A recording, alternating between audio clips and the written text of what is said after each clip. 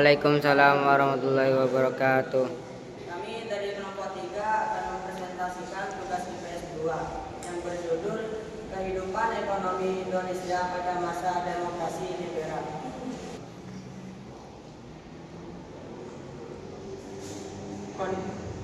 Pendahuluan, latar belakang. Masa demokrasi liberal di Indonesia berlangsung setelah proklamasi kemerdekaan hingga awal tahun 1960-an. Demokrasi liberal dimulai setelah pengusaha UUDS 1950 yang menggantikan UUDS 1945. Pemerintah yang terbentuk berdasarkan sistem multipartai dan pemilu yang lebih besar. Kondisi ekonomi pasca kemerdekaan. 1. Dampak perang dunia II dan revolusi. Kerusakan infrastruktur akibat perang dan revolusi kemerdekaan, penghancuran sektor-sektor ekonomi vital seperti perdagangan dan industri. 2. Sumber daya alam. Ekonomi kaya akan Indonesia kaya akan sumber daya alam, namun pengelolaannya belum optimal. Masalah ekonomi pada masa demokrasi liberal. 1. Inflasi tinggi. Inflasi yang sangat tinggi terutama akibat kebijakan ekonomi yang tidak terkoordinasi dan kebutuhan dasar yang terbatas. Utang luar negeri yang meningkat yang membebani anggaran negara. Stabilitas politik yang lemah.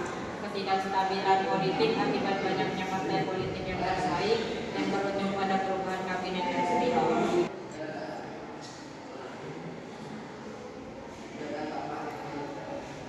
Kebijakan ekonomi pemerintah. Kebijakan ekonomi nasional. Pemerintah mencoba menerapkan kebijakan ekonomi nasional dengan memperkenalkan berbagai program untuk memperbaiki perekonomian, seperti program pembangunan nasional dan pembentukan bank-bank daerah. Yaitu kebijakan agraria, upaya untuk mereformasi sistem agraria dan mendistribusikan dana pada petani kecil, industri dan infrastruktur, pembangunan infrastruktur meskipun terbatas, dan upaya untuk membangun industri dasar. Hubungan ekonomi internasional. Penerimaan bantuan luar negeri. Bantuan dari negara-negara barat, terutama dari Amerika Serikat untuk mendukung perekonomian Indonesia. Perdagangan internasional. Hubungan perdagangan dengan negara-negara Asia dan Eropa meskipun masih terbatas. Peran sektor pertanian dan perdagangan. Pertanian. Sektor pertanian masih dominan sebagai penyumbang utama produksi atau PDB. Permasalahan distribusi hasil pertanian yang tidak merata. Perdagangan Indonesia masih sangat bergantung pada ekspor komoditas seperti karet, kopi, dan hasil pertanian lainnya. Kesimpulan.